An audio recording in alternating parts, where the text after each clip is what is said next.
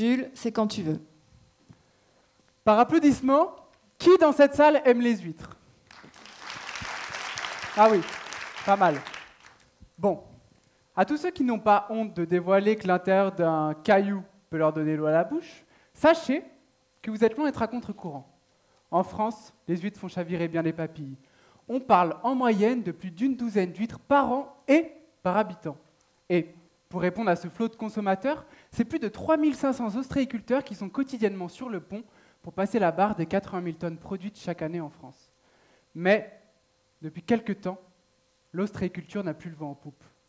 Tout a commencé dans les années 70, aux États-Unis, où des vagues de mortalité massive et inattendue d'huîtres ont commencé à émerger. Rapidement, ce phénomène a ensuite déferlé sur nos côtes, prenant des proportions alarmantes. Et aujourd'hui, le constat est amer. Plus d'une huître sur deux meurt avant d'atteindre l'âge adulte. Le coupable de ce raz-de-marée? C'est lui. OSHV1, le virus de l'herpès de l'huître.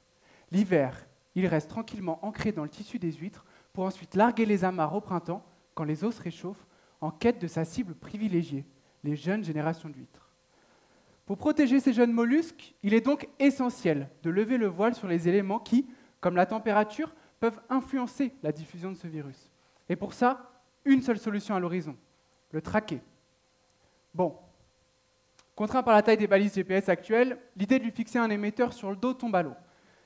La méthode utilisée par les chercheurs de mon laboratoire consiste à suivre ce virus sur plusieurs années en collectant son ADN dans différents bassins ostréicoles français. Ces données, une fois immergées dans un bain d'algorithmes, permettent de remonter la trace du virus en France. L'objectif?